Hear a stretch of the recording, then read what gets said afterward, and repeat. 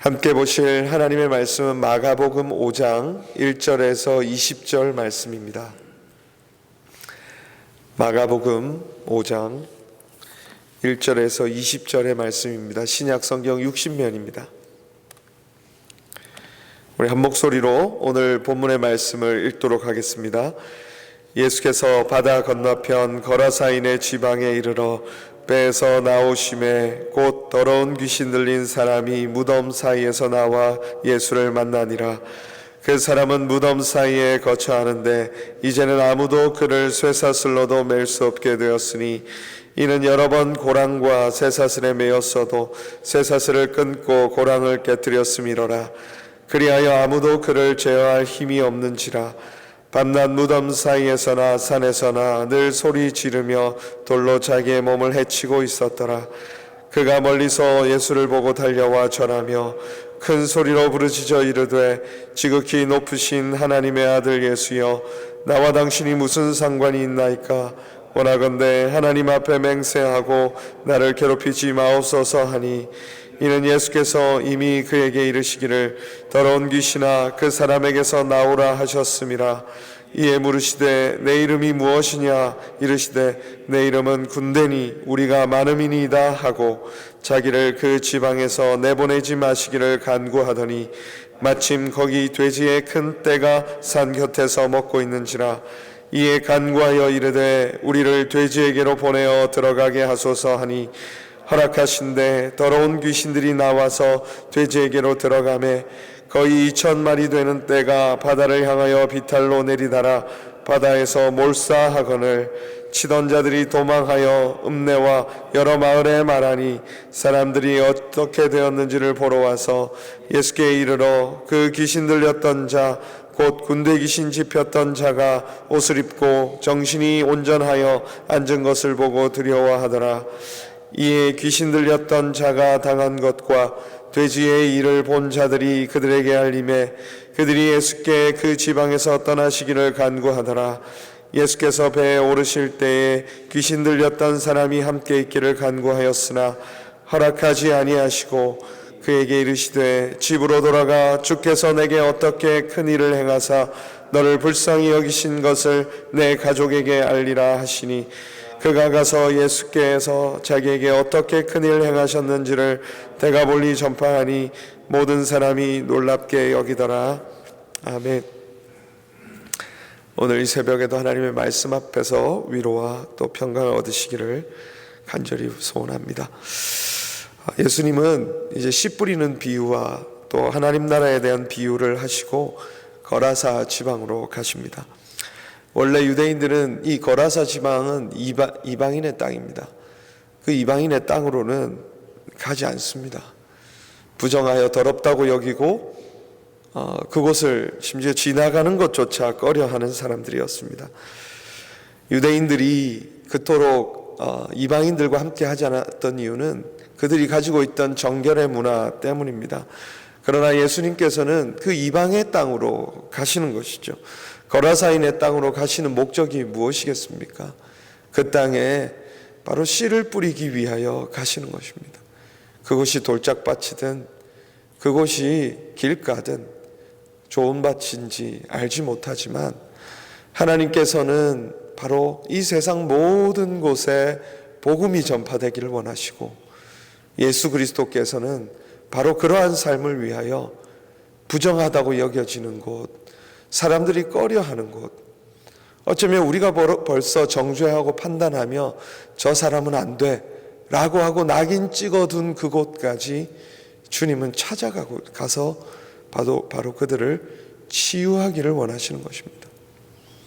우리는 자칫 잘못하면 그냥 낙인을 찍습니다. 교회에서 조금 행동거지가 이상하고 문화와 모습들이 이상하면 낙인을 찍습니다. 그러나 우리 예수님께서는 그 사람이 변화될 모습을 보고 계신 것입니다. 현재의 모습이 아니라 그 사람이 변화되어 하나님 안에서 어떤 영광스러운 인생으로 살아갈지를 보시며 그곳에 씨를 뿌리고 가고 계시는 것이죠. 오늘 거라사 지방의 땅의 이미지를 보시면 우리가 처음 나오는 그 이미지들이 무덤이 나오고요, 돼지가 나옵니다. 그리고 귀신 들린 자가 나오고, 그 귀신 들린 자의 행위들은 도저히 가까이 갈 수 없을 만큼 무섭고 어쩌면 경계가 되는 삶이었으리라 생각이 됩니다. 여러분, 죄와 사망의 권세가 한 사람을 얼마나 인생을 망가뜨리고 있는지를 성경은 보여주고 있습니다. 자신의 인생은 다 사라져 버렸어요. 그가 소리치는 것은 어쩌면 살려달라는 신호일지 모르겠습니다. 꿈꿔왔던 꿈, 어려서부터 가지고 있었던 사람들과의 관계, 어쩌면 자신이 행복하게 살고 싶었다는 그 작은 소망이 완전히 사라진 채 자신의 삶은 완전히 매여있는, 쇠사슬에 매여있는 것은 단순히 귀신에 들린 그 사람이 매여있는 것이 아니라 이 귀신 들린 이 사람, 원래 이 인간이라는 이 존재에 희망과 소망이 묶여있다라고도 볼 수 있을 것입니다. 그것뿐입니까? 밤낮 이 젊은 이 사람이 매어서 소리 지르니 그 가족의 심정은 또 어땠겠습니까? 아마 그 가족은 그 동네에서 얼굴을 들고 다니지 못할 거예요. 어쩌면 이사를 벌써 갔을지도 모르겠습니다. 밤낮 어떻게 해야 할지 속으로 간구하고 걱정하고 염려해도 해결되지 않는 그 가족 안에서의 문제 앞에서 가족들의 마음은 완전히 절망과 무너짐 속에 있었으리라 생각이 됩니다. 그것뿐입니까? 동네 사람들은 어떻습니까? 동네 사람들은 그 한 사람으로 인하여서 모든 일상이 어쩌면 괴롭고 멈춰버렸을 거예요. 그런 일들이 우리의 삶에 주변에 일어났다고 생각해 보십시오. 우리 공동체 안에 한 사람이 아픔과 슬픔과 고통과 괴로움에만 있어도 우리가 서로 영향을 받는데 이 마을 사람들의 상황이 어떠했겠습니까? 오늘 이 그림은 바로 죄와 사망의 권세가 우리의 인생을 어떻게 망가뜨려가며 부서뜨려가는지를, 그 온 공동체를 얼마나 힘들게 하는지를 보여주는 것입니다. 예전에 수원이라는 곳에서 굉장히 끔찍한 살인사건이 일어난 적이 있어요. 인터뷰를 했습니다. 동네 사람들이. 밤에 길을 다닐 수가 없다. 우리 아이들이 걱정이 돼서 모든 환경과 삶들이 그 중심으로 인해서 무너지는 거예요. 집값이 떨어진다. 그런 걱정을 하는 사람도 있고요. 그런데 생각해 보면 그 한 사람이 나온 것, 그 살인자 한 사람이 나온 것이 과연 그 사람 한 사람의 문제일까? 저는 깊이 생각해 보았습니다. 이 사회가 만들어낸 부분은 없을까? 우리가 살면서 정말 많은 영향들을 받고 서로 주고받고 살잖아요. 그러면서 우리의 인격이 형성되고 우리의 삶이 형성이 되지 않습니까? 어떻게 그 사람의 문제가 그 사람 하나의 문제라고 말할 수 있겠습니까? 우리가 이렇게 살아가는 삶 속에서 겉은 멀쩡하지만 우리 안에 우리도 스스로 돌아보게 되면 무언가로부터 매여 있고 과거의 상처가 우리를 붙잡고 있고 과거에 했던 경험이 우리를 사로잡고 있고 그 근원을 구석구석 더 깊이 들여다보면 결국 죄와 사망의 권세, 근원적인 문제, 우리가 해결할 수 없는 그 문제가 우리를 꽉 붙들고 있다는 사실을 결국 하나님 앞에서 발견하게 되는 것입니다. 바로 주님은 그것을 알기에 주님은 무덤이 또 귀신 들린 곳, 로마의 압제를 당하고 있는 그곳, 부정한 짐승으로 여겨졌던 돼지를 치고 있는 그곳이지만 주님은 그 땅을 향해 가고 계시는 것이죠. 우리 같으면 원래 그런 내가 낌새를 알았어. 조금 보였어, 그런 게. 우리는 어쩌면 그렇게 수근수근 거릴 줄 모르겠습니다. 그러나 주님은 진심으로 그 지방과 그 땅에 또 그 귀신 들린 사람들을 아시고 보시고 그곳으로 향하고 계시는 것이죠. 이사야서 42장 1절에서 우리 예수님에 대해서 이렇게 예언하고 있습니다. 내가 붙드는 나의 종, 나의 마음에 기뻐하는 자, 곧 내가 택한 사람을 보라. 내가 나의 영을 그에게 주었은즉 그가 이방의 정의를 베풀리라 라고 말하고 있는 것이죠. 그리고 이어서 상한 갈대를 꺾지 아니하며 꺼져가는 등불 끄지 아니하고 진실로 정의를 시행할 것이며. 사랑하는 여러분, 우리 예수님께서 우리의 인생을 바로 자유케 하시는 분이심을 믿으시기 바랍니다. 우리가 매여 있는 그 모든 문제, 우리가 도저히 해결할 수 없는 그 문제에서 우리 주님은 우리를 자유케 하시고 우리를 해방시키셔서 우리가 본래 꿈꾸고 소망했던 그 삶을 살아가기에 부족함 없는 인생으로 세워가실 그 주님을, 그 주님이심을 믿으시고 다시 그 주님 앞에 우리의 인생을 맡겨드리시기를 주님의 이름으로 축원합니다. 이 귀신의 정체가 있습니다. 주님은 그 귀신을 결국 그 사람으로부터 몰아내시는 거죠. 더러운 귀신아, 그 사람에게로 나오라 명령하실 수 있는 그 권위와 능력이 바로 예수님께 있습니다. 예수님이 바로 그런 분이십니다. 이어서 그 귀신의 정체가 군대예요. 많다 그래요. 그래서 그들은 간구합니다. 예수님께 청원합니다. 나를 떠나지 마게 해달라. 결국 돼지에게로 들어가고 그 돼지를 바다에 들어가 몰살시켜 버리는 일로 이 모든 일이 끝이 납니다. 사랑하는 여러분, 이 이미지를 여러분 어디서 보신 적이 없으십니까? 이집트의 군대가 이스라엘을 그 죄와 사망의 권세로 상징되는 그 애굽이 그 이스라엘 백성들을 절대 놓지 않으려고 마지막까지 추격해 왔습니다. 그들을 그 노예 상태에서 절대 놓지 않으려고 끈질기게 그들을 붙들려고 끝까지 쫓아왔습니다. 그때 여호와께서 어떤 일을 행하십니까?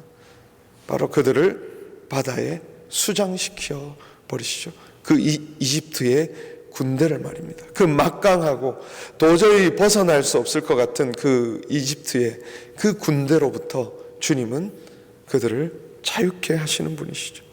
출애굽기 14장 13절에 이렇게 얘기합니다. 모세가 백성에게 이르되 너희는 두려워하지 말고 가만히 서서 여호와께서 오늘 너희를 위하여 행하시는 구원을 보라. 너희가 오늘 본 애굽 사람을 영원히 다시 보지 아니하리라. 그리고 물이 흘러 병거들과 기병들을 덮되 그들의 뒤를 따라 바다에 들어간 바로의 군대를 다 덮으니 하나도 남지 아니하더라. 우리 예수님은 바로 이 여호와 하나님의 이미지를 그대로 가져오셔서 본인이 바로 그 죄와 사망의 권세, 우리가 그토록 매여서 신음하고 벗어날 수 없었던 그 인생의 문제, 이 세상이 지금 놓여져 있는 그 영적 실존으로부터 우리를 구원하실 메시아요 우리의 그리스도라는 사실을 그 이방의 땅 한가운데서 선포하셨던 것입니다. 그 사망의 땅, 어쩌면 절망의 땅, 우리는 오늘도 우리의 영혼이 거듭났지만 여전히 우리는 이 세상이 힘을 가지고 우리를 끝까지 추격하는 그 삶을 살아가고 있습니다. 여러분, 두려워하지 마시기 바랍니다. 걱정하지 마시기 바랍니다. 우리가 가지고 있는, 우리가 매여 있는 그 모든 문제로부터 주님은 자유를 주시기 위해 그 자유를 주셔서 우리가 본래 이 땅에 올 때 그 아름다운 목적을 가지고 온 그 목적대로 살 수 있도록 우리를 해방시키시고 다시 꿈을 찾게 하시고 다시 소망의 노래를 부르게 하시기 위해 이 땅에 우리의 삶에 친히 찾아오시는 주님이시라는 사실을 여러분 믿을 수 있기를 바랍니다. 여러분, 그것은 우리가 죄를 범하였을 때도 마찬가지입니다. 우리가 한없이 우리의 자신이 부끄러워 하나님 앞에 고개를 들 수 없을 때도 마찬가지이십니다. 주님, 다른 사람들은 어쩌면 우리를 판단하고 정죄할지 모릅니다. 그러나 우리 예수님은 끝까지 우리를 포기하지 않으시고 우리를 회복시키시고 우리가 온전한 하나님의 형상의 예수 그리스도의 그 장성한 분량에 이르기까지 우리를 떠나지 않으시고 우리를 그렇게 세워가실 분이라는 것입니다. 어떤 문제를 갖고 계십니까? 관계의 문제로 신음하고 있지는 않습니까? 마음의 깊은 상처가 우리를 붙잡고 있지는 않습니까? 경제적인 문제로 인해 그 아픔이 우리의 삶 전체를 휘두르고 있지 않습니까? 현대사회를 살아가며 무엇이 오늘 우리를 그토록 주무르고 우리를 억압하며 우리를 사로잡아 하나님 앞에 나아가지 못하게 하는 그것이 무엇입니까? 그 모든 것, 그리스도 예수의 능력이 여러분을 그것으로부터 자유하게 하실 수 있는 능력이 있음을 믿을 수 있기를 바랍니다.